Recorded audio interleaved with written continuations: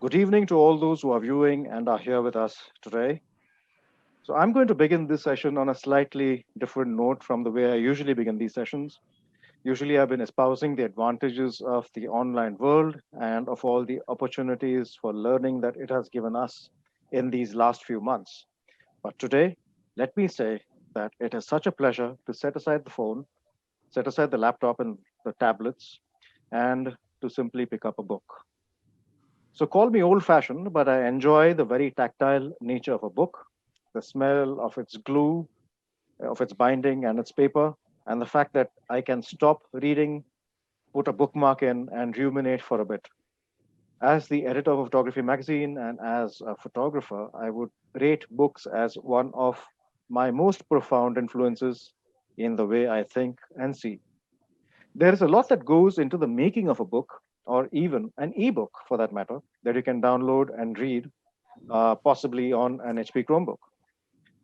We begin we began the Objective Students Career Conclave 2020 by HP and Intel in association with Better Photography to educate and inform about a variety of topics, to educate and inform students who are looking to gain a foothold or an understanding of subjects, processes, and approaches, and an understanding of the path forward in a variety of topics. In the sessions ahead, until the 3rd of September, the Objective Students Career Conclave will be covering a large number and a large variety of topics, and not only about photography, but on everything from writing books to making powerful speeches to the first steps in environment conservation and being a naturalist. Today's topic in particular promises to be very, very interesting. We have with us Probal DasGupta, who is the author of Watershed 1967, India's Forgotten Victory over China. It is published by Juggernaut. He is going to be speaking to us on the secrets of writing a best-selling book. Apart from being an author, Probal is an army veteran, a thought leader, and a business leader as well.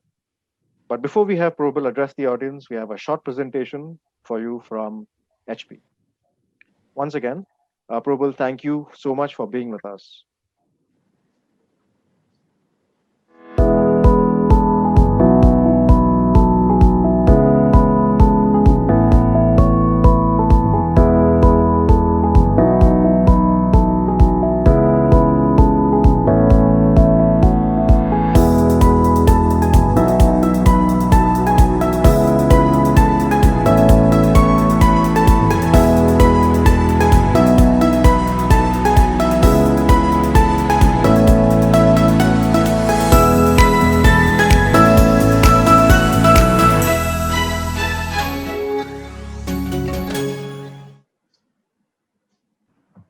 Before we move to our main speaker for today, please let me introduce you to Sahibjeet Kaur from HP, who will be speaking about the HP Chromebook series of laptops. These multifunctional laptops are perfect for students, but they also fit many, many requirements. Sahibjeet is here to speak just about this. Sahibjeet, over to you.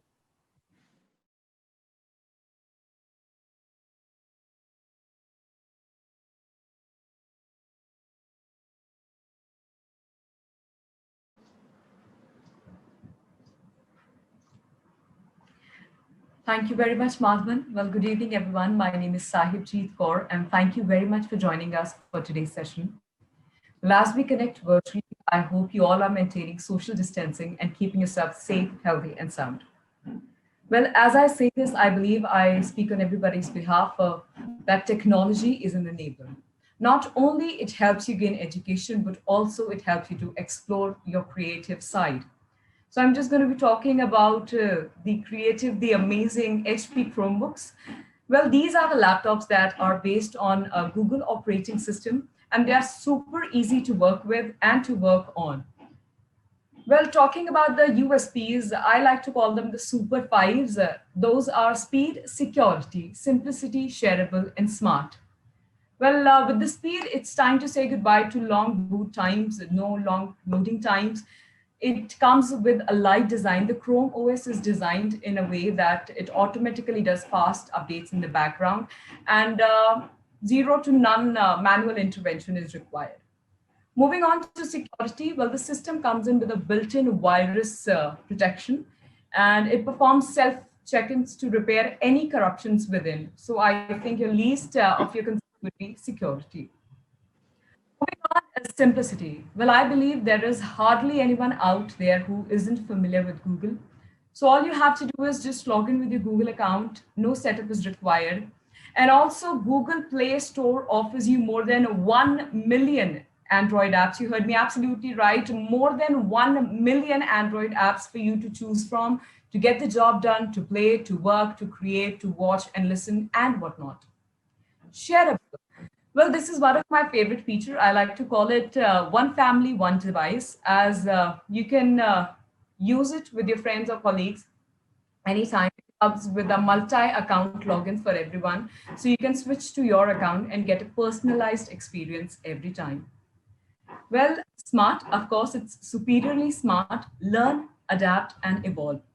The built-in Google Assistant feature helps you work faster and smarter without even lifting a finger. So you don't have to lift a finger, just give us voice command and your work is done. Talking about how these are helpful in working from home, given the current situation of the coronavirus, it's very, very essential for everyone to stay at home and take care of themselves and their loved ones. So to avoid going out, you work from home. So working from home with the HP Chromebook is super easy. All you have to do is log into your Google account and you can easily access all your Google Drive files and Chrome preferences on the Chromebook. Well, of course, talking about the Google Play Store, it provides you apps like Microsoft Word, Google Docs, and other video conferencing apps like Google Meet and Zoom, where you can collaborate and connect with your loved ones and your colleagues and work on the projects that you've been looking forward to. And if you don't have a monitor, you don't have to worry about a thing, as you can expand the monitor, expand the virtual desktop by a Chromecast enabled TV or a virtual desktop. From home, well, I believe there is absolutely nothing that should get in your way of learning, for your thirst of learning, of education, and the HP Chromebooks help you exactly with that. Well, you can edit the documents in real time, and of course, connect with your teachers or the tutor or anyone or your students that you wish to through the video conferencing apps like Google Meet and Zoom. And I think not only it's not just studying and working, relaxing yourself, giving yourself a little break from everything and getting in touch with your creative side is absolutely very important as the other things. So the Google Play Store offers you over 1 million Android apps, gaming apps, streaming apps, editing apps, office apps, and whatnot. And of course, it's voice enabled. So it's quite easy and very faster and quick for you to operate all the apps and get your job done. Well, its extraordinary features is that you can also use it offline, just like any other laptop. The HP Chromebook comes with the Microsoft Word and Google Docs, where you can edit the docs in the offline mode without any Wi-Fi. Of course, you can access all other gaming apps, music apps, movie apps, and whatnot. So it is there for you as long as you want it to be. And I've already mentioned that the Chromebooks have the Microsoft Office for free. Talking about storage, well, we all love to watch things, store things, of course. So it comes with a 64 GB SSD on board, 100 GB Google Cloud, 256 GB expandable micro SD slot that gives us a whopping 420 GB space. So I think that's more than enough for a student or for a working professional out there.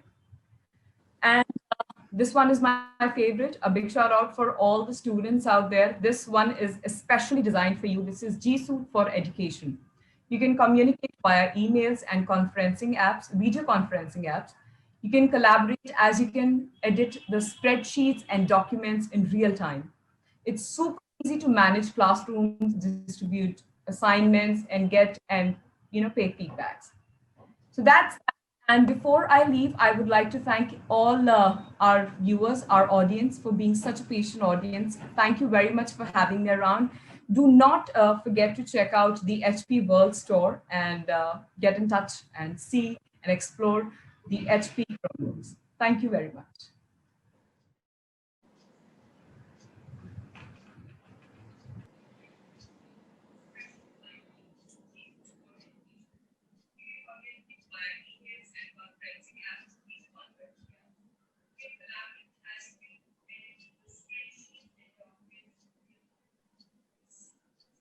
Thank you so much, Sahibjeet, for detailing out the many features of the HB Chromebook for us.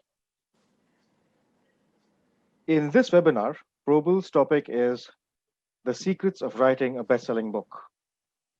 With his very first book, titled Watershed 1967, India's Forgotten Victory over China, moving into its second edition of print, Probal has been extraordinarily successful. In fact, of late, Probal has been approached by production houses to turn his book into a movie. Probal's nonfiction book covers a seminal period of history in 1967 that changed India's history forever. Based on extensive research and interviews with army officers and soldiers who participated in these historic battles, the book aims to rectify a blind spot in history and shine the spotlight on a story of incredible bravery that India should be proud of. Well, I have the book with me right here.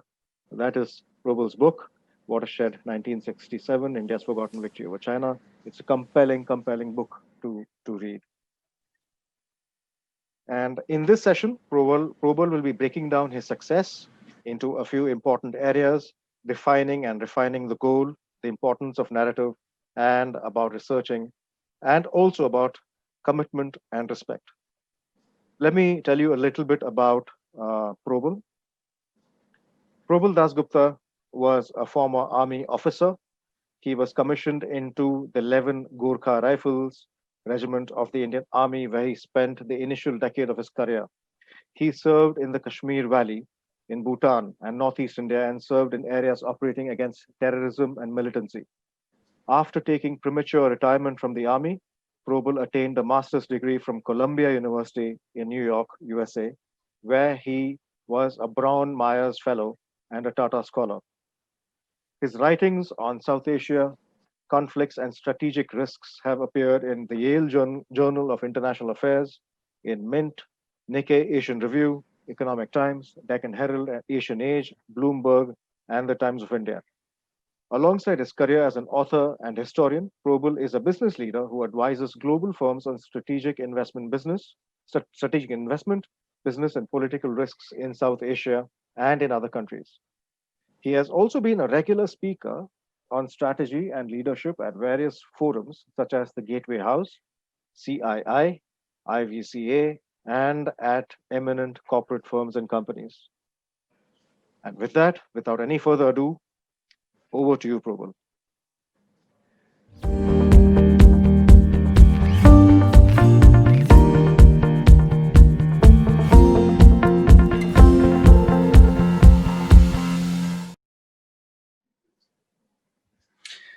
Hello. Thank you, Krishna, for the kind words. I really appreciate it. And I'm delighted to be here over the next 35 minutes speaking to a young audience about something that we all love to do. Books. We love reading books. Some of us even want to write a book. And when we do want to write a book, we want to write a book that sells well, that does well, that is received well. In short, a well-written book. So the next 35 minutes, what we will do is talk about how to approach a book that you can look back on and think proudly about having written it. To do that, the first thing that comes to our mind, and this is something that we all want to, this is a debate that's gone on, what is a best-selling book? Now, there are quantifiable measures. Is 8,000 copies a best-selling book? 10,000 copies a best-selling book? Yes. I would go a shade further. Though there is no ATP ranking like tennis or a FIFA ranking like football in terms of benchmark of best-selling books. a book sells well, sells 8,000, 10,000 copies, is a best-selling book.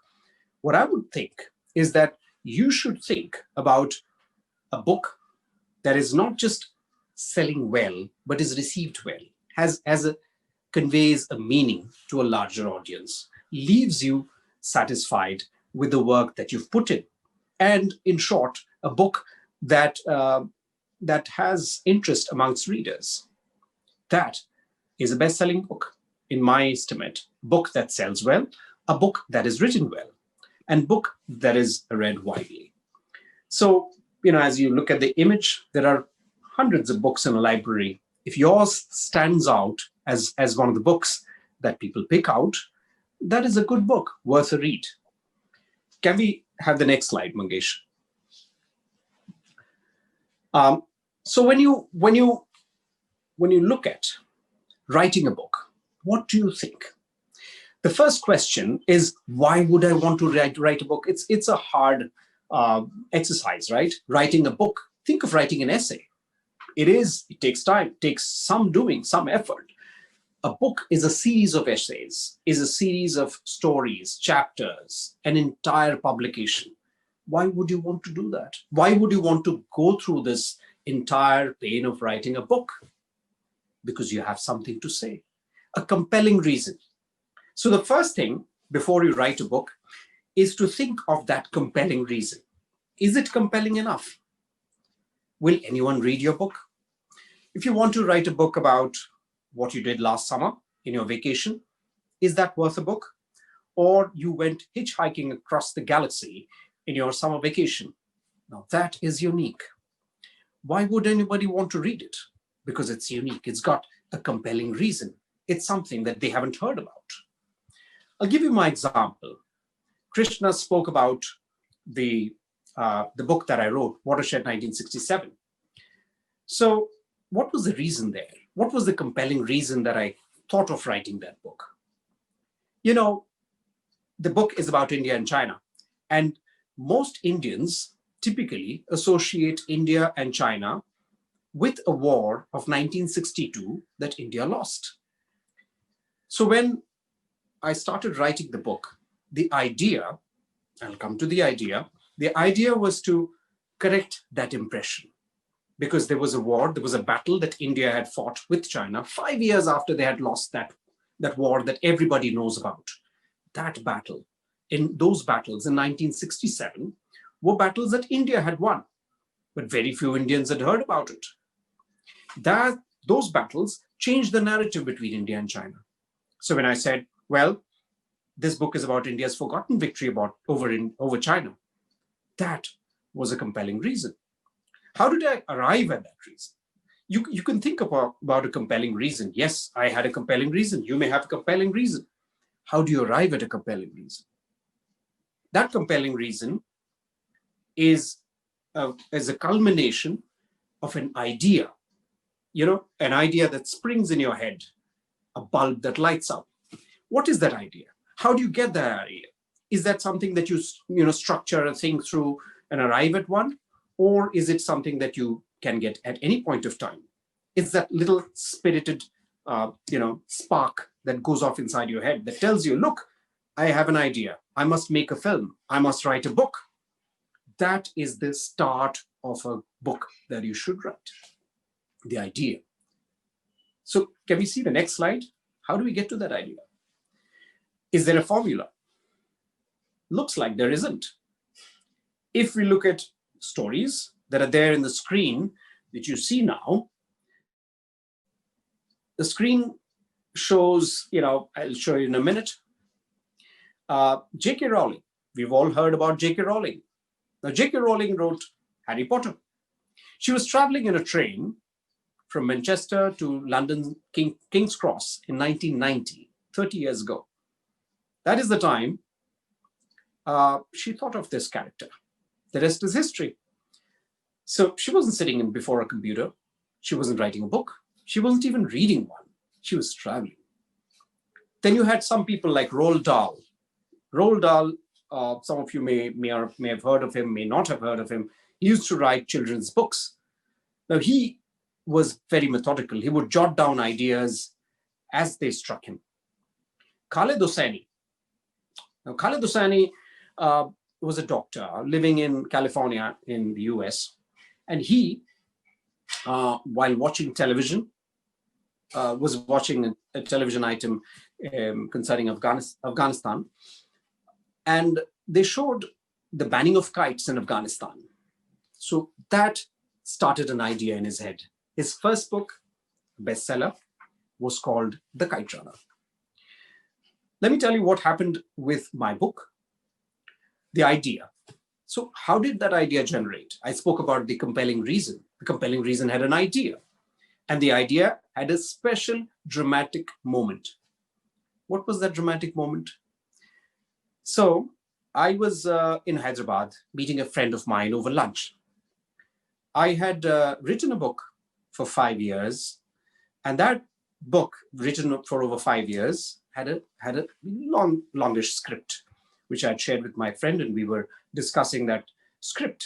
We took a break for lunch, and as we had our lunch, we shut that script and we set it aside, and I started to tell him a story. And that story was of India's victory in 1967. His jaw dropped. His reaction was, well, I've never heard of it. Can you give me a page of this? What do I do next? I gave him a page of the idea. A page, 3 paragraphs, maybe 2.5. But that was it. So that started off a journey. And that page was shared with publishers in the form of a proposal. The publishers all jumped at it. There were 6 publishers, and everybody wanted to publish the book. I went with one of my publishers, which is Juggernaut, and that started the journey. So a simple spark, an idea, lunch conversation, a train travel, a walk down your road in the morning, anything could spark an idea. When you have an idea, jot it down. Because sometimes ideas have a tendency to be cruel, to go away as fleetingly as they appear inside your head. So do jot them down, use your phone, use your notes in your phone or somewhere, and make a note of the idea.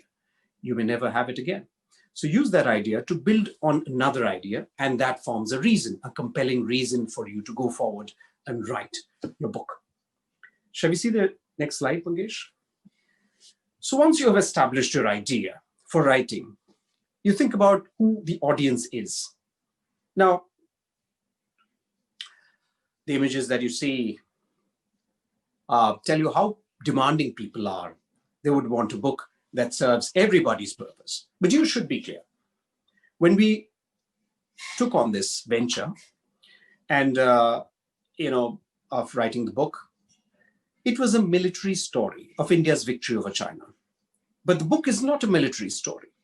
The book was meant for an audience that was not just the military, but students, young people such as you, teachers, corporates, leaders, business leaders, academics, everybody, historians, everybody. So once I knew this is the audience, because what was the reason? This is a story that Indians should be proud of and Indians ought to know. So once you've established, this is what the story is about.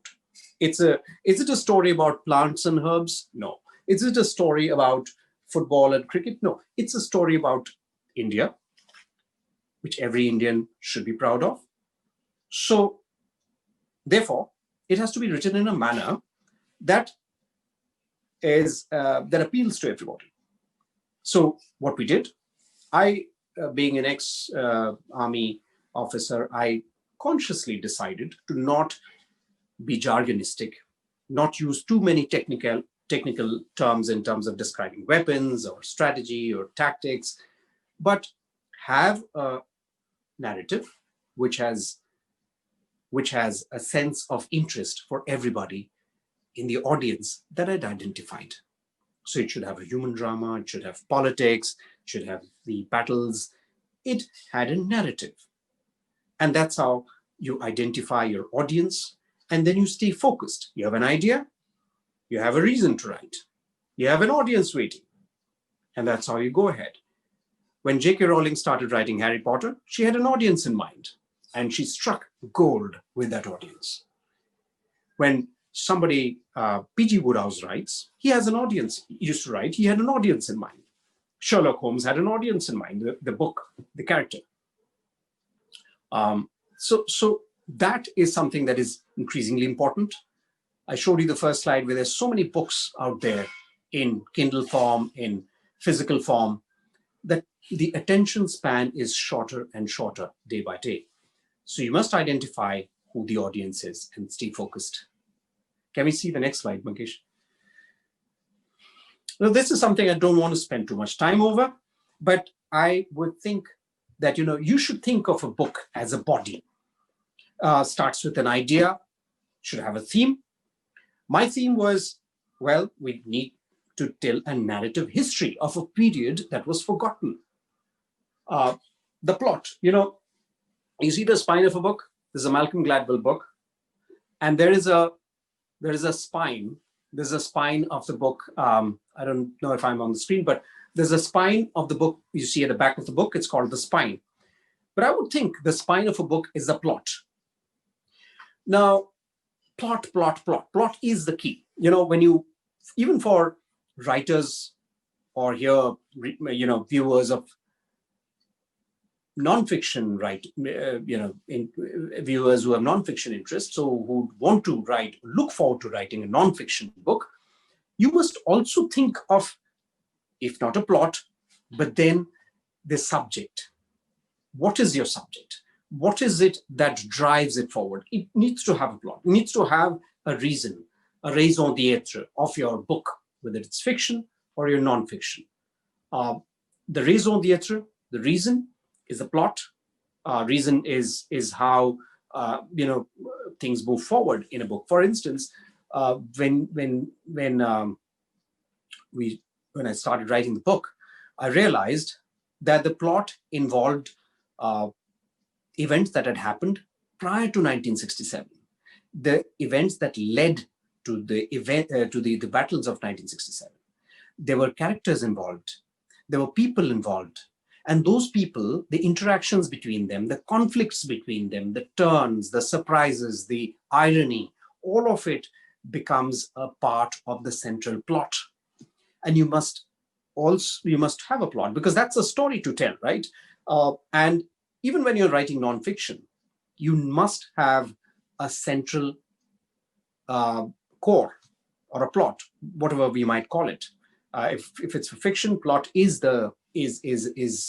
what the entire book stands on. That's why I wanted to tell you the spine of the book, which is the back of the book, is basically what is what the plot should be like. It is the central core on which an entire book would stand.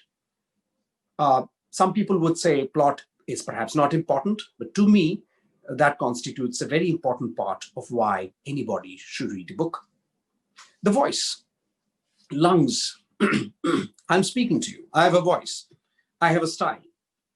You would have a style. Somebody else would have a style. Read books that you like. Read books that are in the genre of interest that you have. If you're a nonfiction writer, if you're a travel writer, read a travel book. Read a book that if you like South American authors, read Gabriel Garcia Marquez. Read Albert Camus if you want to read a book of that period. Read George R.R. Martin if you want to read something of that genre. Read a science fiction book if you are writing science fiction. Because the more you read authors of your genre, you would develop an understanding of how their voices are. At the same time, remember to have your own voice. Because readers would want to hear a voice that is distinctly your own, not somebody else's. You don't want to be a second rate some other author. You want to be first rate yourself. So your voice is very important. There's no right or wrong way. It's just that you have to have something that you want to say it in your own way. So how do you develop a voice? Try telling a story to your friends. Think about it, record that, see how you're telling that story. Is it compelling to you? Does it make sense? Try and write that story in your voice, the way you would talk about it, the way you would narrate it. That, to me, is the voice that is your original voice. The characters. Nonfiction these days has a nonfiction narrative style. Nonfiction narrative style would have people who interact with each other over a period of time, especially if it's historical nonfiction. If it's a nonfiction which deals with wellness or something like that, you may or may not have characters, but distinctly people, events, anecdotes, stories, tales, cases to express your idea is one of the best ways to do it, is one of the better known ways to do it, more receptive to, as far as people are concerned. Malcolm Gladwell is one writer. Here I have his book. He writes nonfiction, but he expresses his ideas through events and anecdotes and stories of people. Fiction writers, of course, need to have characters that bring a lot of life to the book. They are the soul of a book. Then you have a narrative. A narrative has to propel the book forward. They are the limbs of a book. How do you go from chapter 1 to chapter 2 to chapter 3? Unless you move, unless you show mobility to the reader, it doesn't go from chapter 1 to chapter 2. Your start of a book or a start of every chapter and end of every chapter needs to be, needs to appeal to a reader. When you start a chapter, you need to have a hook that captures the reader. When you end a chapter, you either end it through a cliffhanger, which means that you end it in a way where you lead him to the next chapter. When you watch a series, when you watch one of the series on any of the OTT platforms, why do you want to binge watch them? Because at the end of every episode, they leave you hanging to watch the next one. Your book should try and have a narrative that is compelling and that also captures the interest at the end of a chapter so that it makes a reader go to the next chapter and read it. It should get the reader to ask the question, what happened next? What will happen next? Oh, what am I going to see now? I think that is something that you would want to have when you are thinking of the book in terms of the whole form. One of the things they say about a book is that X or Y or Z is a page turner. What is a page turner? A page turner is not a book that you scroll through without looking at. A page turner is something that forces you to read every page and turn and see what is there in the next page. So this, in a nutshell, is how you look at a book. You look at a book as an entire human body, which you set in motion at the end of your period of writing it. Mangesh, can I see the next slide, please? So what do we have here? Okay, so now the romantic side is over. We've got this big idea. We have the thoughts about how the book looks like a body and the soul, the heart, and all of it. Now is to roll up the sleeves, get your hands dirty, and do all the hard work that you need to do. So what is this hard work? Research.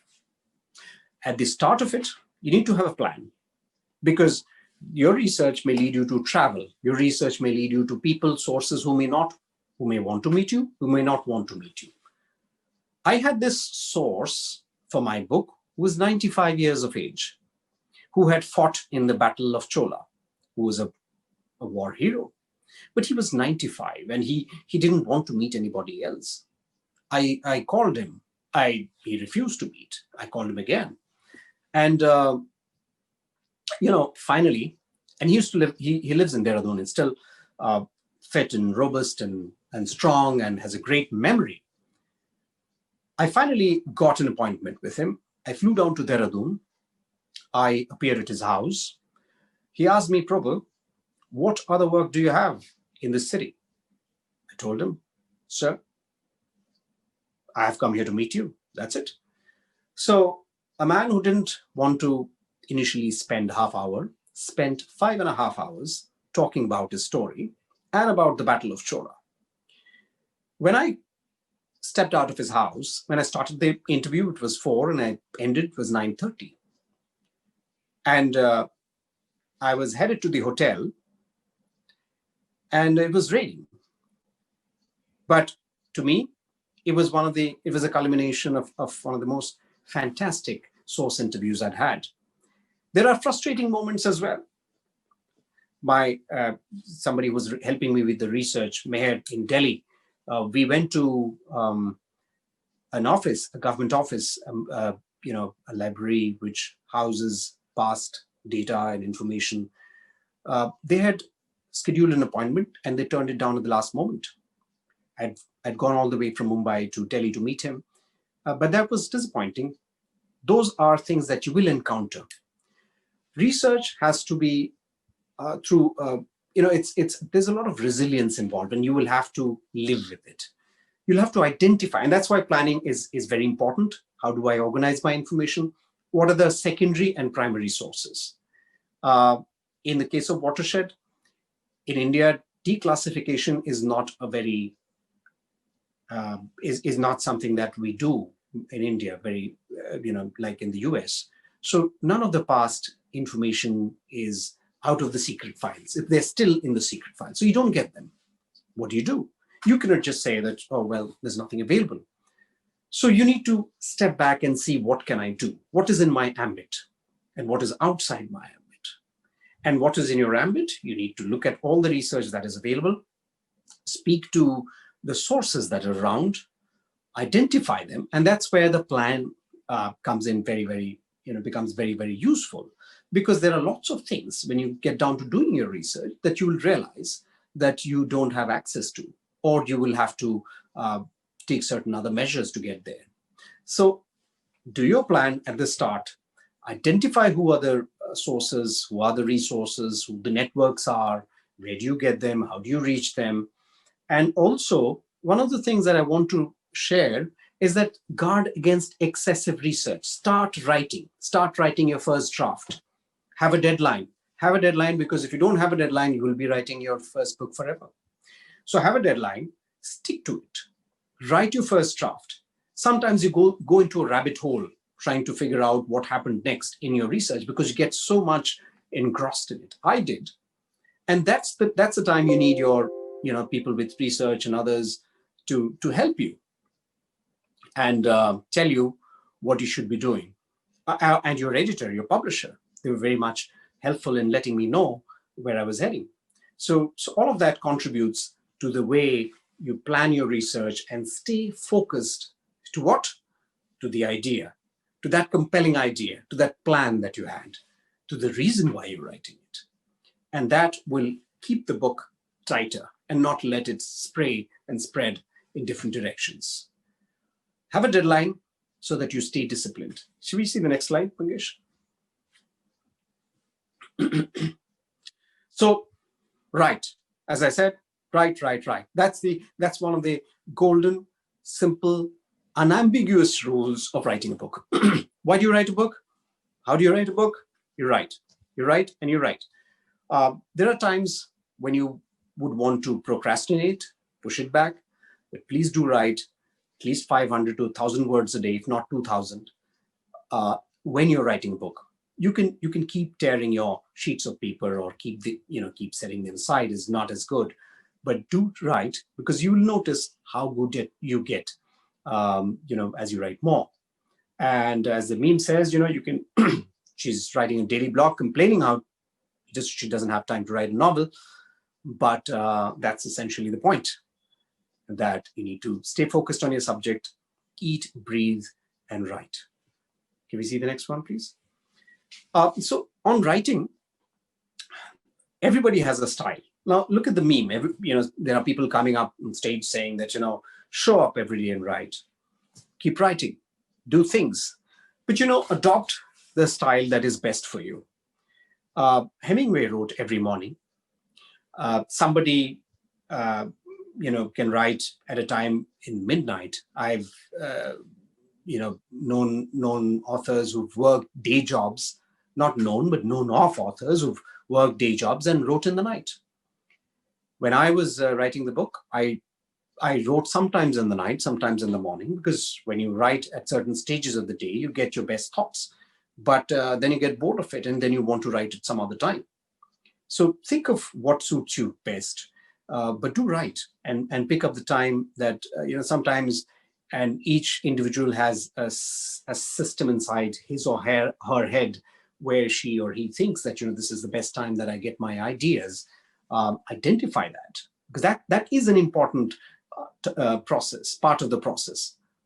Trust me, once you identify that, you will see how good you get in terms of putting your ideas on paper. Magesh, can we have this next one? So, this is something that we spoke about, but let me just, sort of reiterate. When we look at a book, what do you do when you go to a store? Of course, now with COVID-19, nobody goes to a store, but soon we will sometime. On Kindle, you ask for a sample. So what do you do when you look at a sample, or when you go to a store and flip through the pages? You look at the first few pages. You look at the start. And some of you who read prolifically in certain genre would remember the starts of your favorite books, your non-fiction books or your novels. You would remember how they start, because that is a hook. That is a hook, because that is what propels you to keep the book with you and look at other books, because that's the one you've decided that you might take a closer look to buy that book. That's one of the first steps in pushing your book into the hands of a reader. Have a good start. Have a good start. A good beginning sets you up well. So, and what's a good beginning? It's a hook. It could be a hook. It could be a description, but it has to be something that you must interest the readers with. And remember something that I said earlier, your reason, your compelling reason when you're talking to your friends. Are you making that 2-minute elevator pitch that tells your friends that, look, oh yes, this is something different.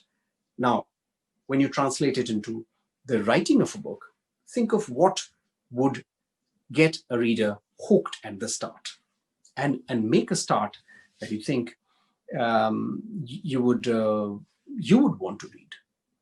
And the beginning of the book is very important. Beginning of every chapter is important. I spoke about the end of every chapter. The next point is, why should anybody want to read the next chapter? And that's precisely the point I mentioned last time. Have an ending that propels him, pushes him to go to the next, or him or her, the reader, to go to the next chapter. Take the reader through a journey. Take, when you watch a film, when you read a book, you read, there are certain books that you read a few chapters and you would put them aside. They're good books, but they don't take you through a journey. It's important to handhold the reader, take him or her through the journey. Tell them that this is a story. This is something that you must know. When you're writing a book, think of the book as the best idea that every man or woman should know or think of or read of at that particular point. That's where you will put in a lot of heart. You'll put in a lot of your thoughts in terms of how it is read and how it is perceived. And that's how you think of a reader.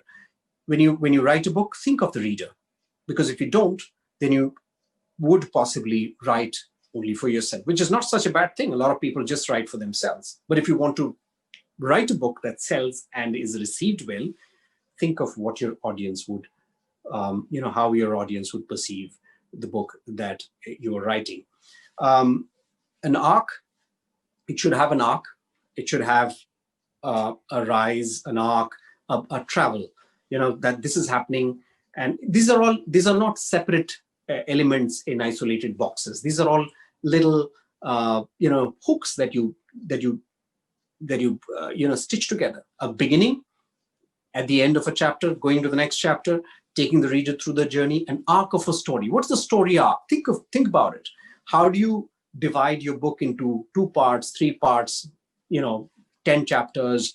What is the arc you're following? What is your start of the book? What is your end of the book? You can arrive at different, you'll be surprised. You may start your book in a certain fashion. You may end it in a certain fashion. When I spoke about research in the previous chapter. Research can tell you, open the doors to various new facets. When I started my research with, people who worked with me on it, we discovered that, initially we knew just about maybe 20-25% of the subject, which a large part of India had never heard of. But what we discovered was 70 to 75% of it. And that's where your research came into existence, came in really, really handy. So, and then putting that research into all of it, into the beginning, the start, the arc, the voice. We discussed the voice earlier. Retain the voice. Retain a consistent voice through the book. It shouldn't be jarring, otherwise it puts readers off. Try and retain that voice, a distinct voice. Trust me, readers would love a unique, distinct voice that you tell the story by. Can we see the next slide, please? Okay, so we have written the book. Here we go. Bravo. What do we do next? We have to make it sell. How do we sell it? Blurbs.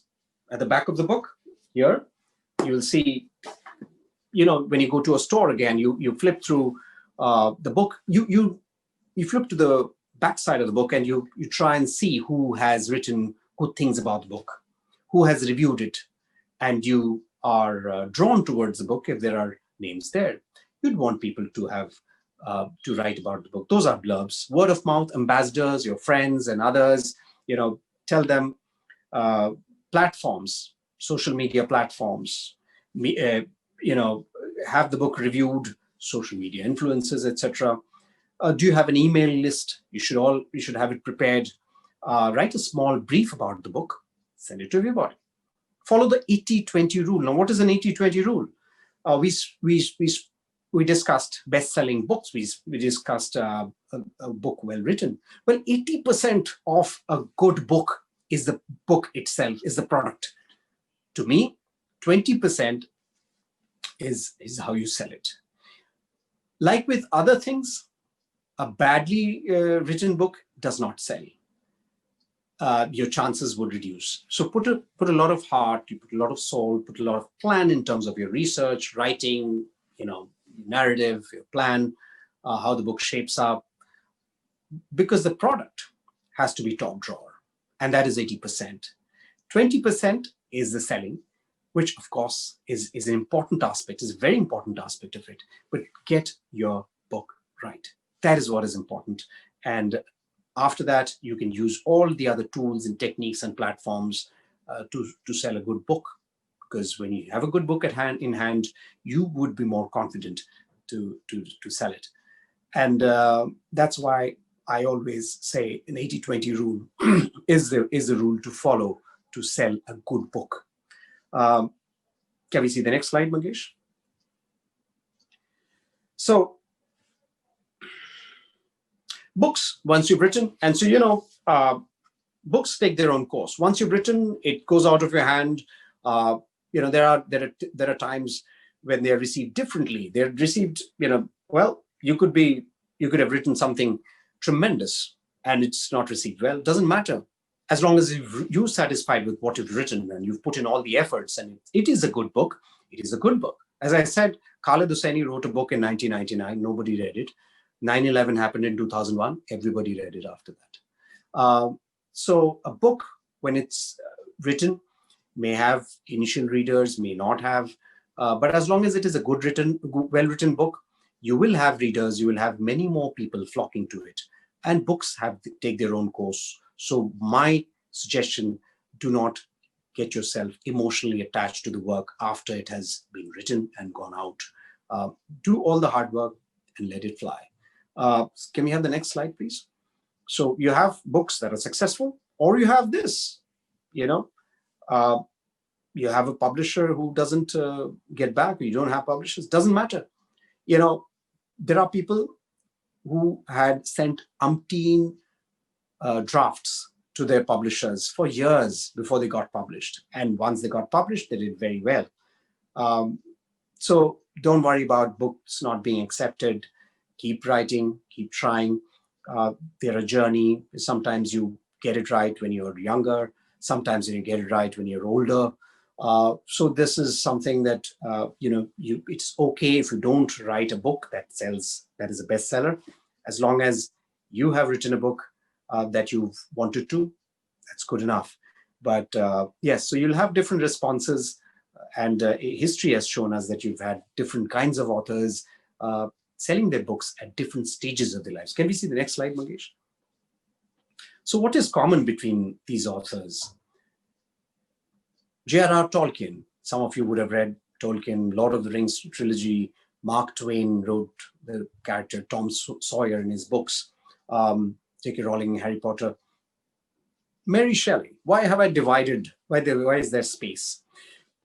Zadie Smith and Mary Shelley. Frankenstein. I think some of you would have watched the horror movie Frankenstein. It's one of the legendary horror movies based on a book by Mary Shelley.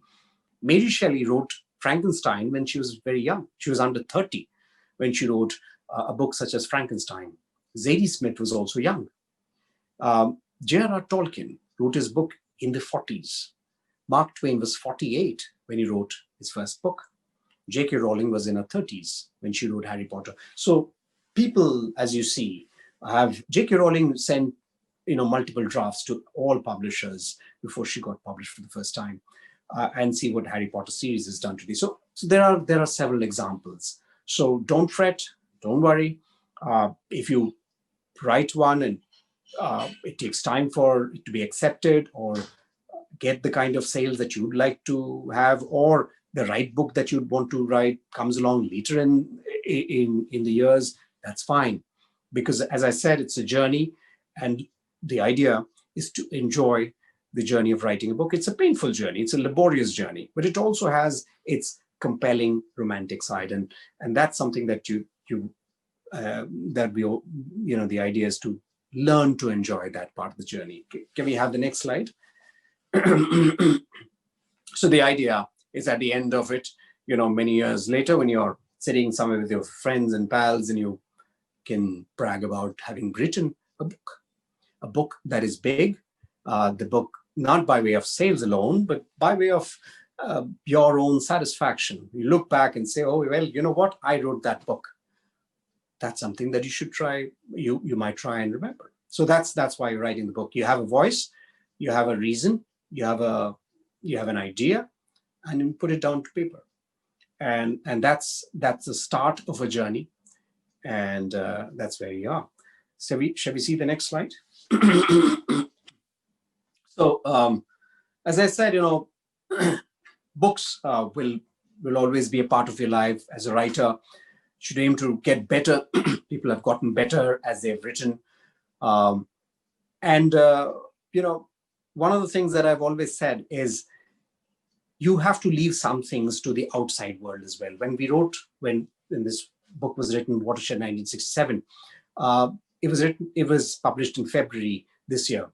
After that, a lot of things happened. India and China had skirmishes and tussles along in Ladakh. And the book started selling a lot. So as COVID struck, warehouses were shut, nothing happened. The book didn't sell. But then external events happened, and suddenly the book flew off the shelves and was shared a lot, was sold a lot, was discussed. And my objective to tell Indians that, look, the war that we should remember is not the war we lost in 1962, the battles we won in 1967. A lot of the TV interviews, discussions, panels, not, some of them nothing to do with me, we're all discussing 1967. The book had hit its mark, and that was the objective. So if you want to know more about the book, you have the website, my website, www.probaldasgupta.com. You have the book available on Amazon, Flipkart, Juggernaut. You can buy it any of these platforms. Do ask me any questions if you have on the website. I shall answer you. I'll be happy to answer your questions. Thank you very much.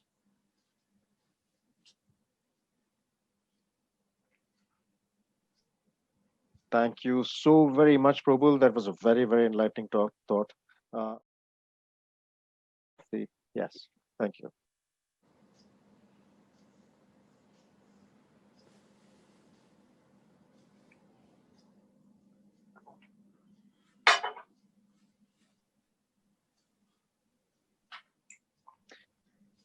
Thank you so much, Probal. It's been a wonderful, wonderful talk. That was very informative, very interesting. We have very little time for questions, so I'm just going to go with some of the most interesting ones, some of the most interesting questions that have turned up. There's a comment here that says, "I thoroughly enjoyed your witty visuals." And so I think that all that the work that you put into the presentation really paid off because those visuals were particularly witty. One of the questions that has come up is I'm going to read the thing. Nonfiction sees a tremendous amount of research, but not all the holes are plugged with research. So how much of a nonfiction book is actually fiction, or rather embellished by an author's imagination? Yeah, thank you. Krishna, I'll keep my responses short so that you can, if there are more questions, we can go through them. Well, that's a very interesting question. There are two categories. There is historical. So for instance, if I look at history, it's historical nonfiction and historical fiction. So historical fiction takes a slice of history and creates a fictitious narrative around it, consciously so. Historical nonfiction cannot have anything from one's imagination. So, it's a nonfiction, it's a piece of nonfiction. So what you do is, and to your question, which is an interesting one, you address the bits that are there, that are true, that are factual, where you could possibly take liberty, and I'm not sure many people do that, is the interactions amongst people, just to add that drama, but I don't suppose that is fictitious. That is, the place, the time, the exchange between people are kept true to what had happened. And that's why a lot of the research is also about people, because notes and past archives can only give you a few things, but you need to delve deeper, talk about little aspects, nuggets, and it's hard work. And that's why narrative nonfiction, where you're talking about a narrative through a period of time, people with characters, drama, etc., is harder to achieve because you have to stay true to a narrative and at the same time keep it interesting and keep it moving. I hope I've answered the question. Yes, you have. Yeah. Thank you, Probal. Yeah. So there are two questions, similar ones. Sure. So we're going to take that. That's going to be the last question for this evening because we have very little time left. It is so tough to write. It's like a permanent writer's block. How does one get out of this? There's one more question that's similar to that. During the writing of your book, did you ever get into a rut? How did you get out of that frame of mind? Yeah, those are questions that will always be there. Writer's block. Well, I think I might have writer's block at certain times. I do agree. But at the same time, I don't get myself weighed down by it. I don't keep telling myself this is a writer's block. This is a writer's block. It's like, if you're a cricketer and you do not middle a ball through your bat, and you keep telling yourself, oh, I think I've lost the way to, the ability to stroke a ball, a cricket ball, and you might just keep telling yourself that and lose it. So the way to go about it is to take yourself out of what you're doing, read something similar, or read something across the genres and something else, watch a movie, or just relax. And I think the idea is to get back, and you do that pretty soon. If you ever have a writer's block and you want to battle it too hard, it's like trying to get an idea, try to remember something that you're not able to remember. The more you try to remember that, the more you fail. So just relax, and the golden rule is to keep writing. If not your book, then write an essay, write something else, write some other subject, and about some other subject, and you'll be fine. The more you write, the more you get over the writer's block. Thank you so much, Probal. That was very well answered. And that brings us to the conclusion of the Q&A session for this evening.